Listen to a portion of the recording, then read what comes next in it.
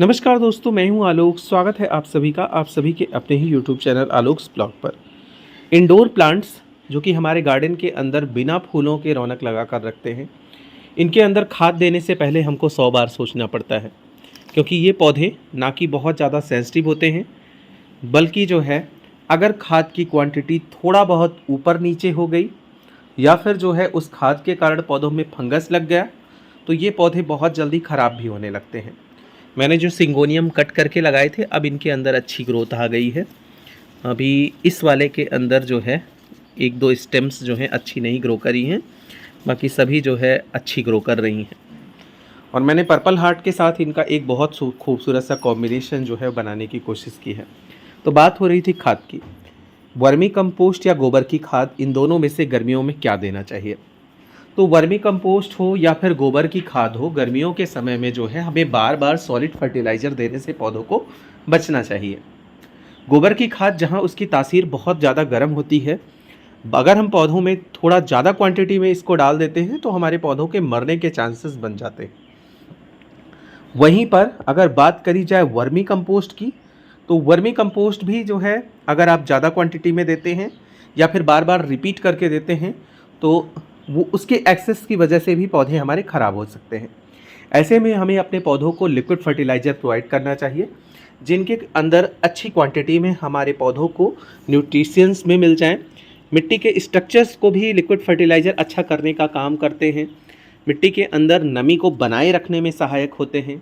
साथ ही साथ जो है ये एक एज अ कैटलिस्ट वर्क करते हैं। हमारे पौधे, जब हम जो भी फर्टिलाइज़र पौधों को देते हैं, ज़रूरी नहीं होता है कि वो सारे के सारे फर्टिलाइज़र हमारे पौधे यूटिलाइज़ कर पाएँ। कभी कभार होता क्या है कि हम फर्टिलाइज़र्स देते जाते हैं, लेकिन हमारा पौधा जैसे ऐसा लगता है कि उसको फीड ही नहीं कर रहा है। क्योंकि होता क्या है, पौधों की जड़ें जो होती हैं, जब तक वो सुदृढ़ नहीं होंगी, उस योग्य नहीं होंगी कि वो फर्टिलाइज़र लेकर पौधों के हर पार्ट तक पहुंचा पाएँ, तब तक पौधे के अंदर आपको ना ही ग्रोथ नज़र आएगी और ना ही जो है आपके पौधे के अंदर आपको वो रौनक, वो चमक दिखाई देगी। इसके लिए जो लिक्विड फर्टिलाइज़र मैं आज अपने पौधे को देने जा रहा हूँ, वो एक बेस्ट कॉम्प्लीमेंट बन के आता है इन पौधों के लिए। अगर हम अपने पौधों को वो फर्टिलाइज़र प्रोवाइड करते हैं तो मिट्टी के स्ट्रक्चर को भी वो अच्छा बनाता है। दूसरी चीज़ जो है, मिट्टी के अंदर नमी को बनाए रखने में सहायक है।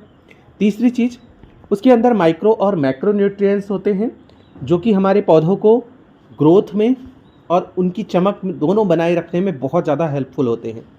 और सबसे अच्छी चीज़ उस फर्टिलाइज़र की ये है कि इस फर्टिलाइज़र को देने से हमारे पौधों के अंदर वो, उसकी जड़ों के अंदर वो पावर आती है कि वो सारे न्यूट्रिशंस जो उसकी मिट्टी के अंदर उपस्थित हैं, वो लेकर पौधों के हर पार्ट तक पहुंचाने का काम कर पाती है।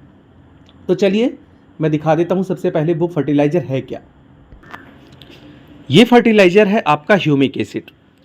ह्यूमिक एसिड इसमें 12% है। ये जो मैंने यहाँ पर प्रोडक्ट ले रखा है अपने हाथ में, मैं इसका किसी तरीके से प्रमोशन नहीं कर रहा हूँ, मुझे यही मिल रहा है 2-4 बार से, तो मैं बार बार यही लेकर आता हूँ।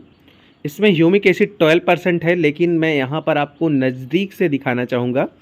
सीवीड एक्सट्रैक्ट इसके अंदर 20% है, एमिनो एसिड 10% है, और इसके अलावा जो है कोल्ड वाटर की क्वांटिटी 50% जो है वो है इसके अंदर।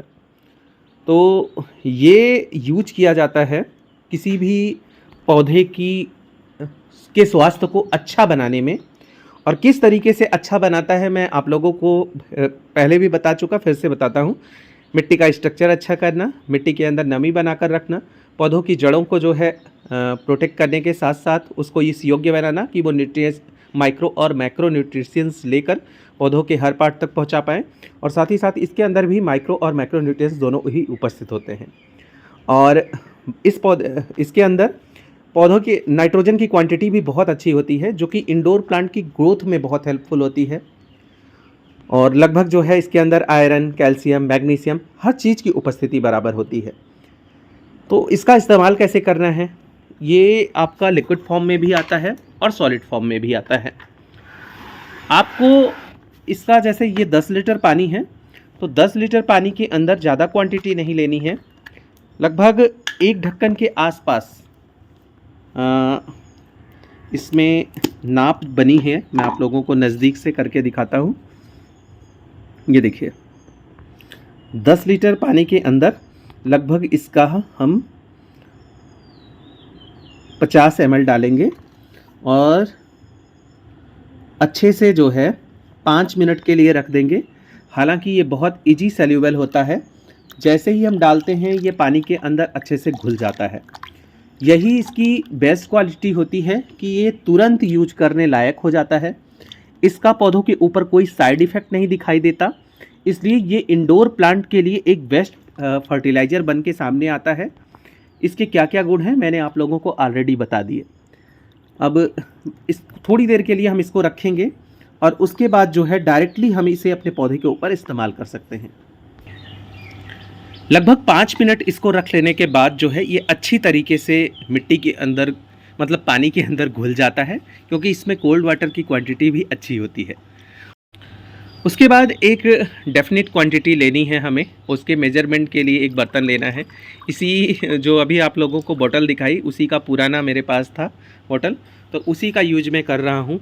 पौधों के अंदर बस उतना ही देना है कि मिट्टी के अंदर ये अच्छे से घुल जाए, लेकिन ड्रेनेज होल से बाहर ना आए, क्योंकि ये बहुत एक कम क्वांटिटी में आपको मिलता है। अगर आप एक्सेस में दे देंगे और ड्रेनेज होल से बाहर निकल जाएगा तो फिर आपका नुकसान ही होगा, मतलब इस लिक्विड फर्टिलाइज़र का नुकसान ही हो जाएगा। मैंने आप लोगों को इसके फ़ायदे बता दिए। पत्तों में बहुत अच्छी चमक निकल के आएगी। ग्रोथ अगर नहीं होगी तो पौधा ग्रोथ पर आ जाएगा।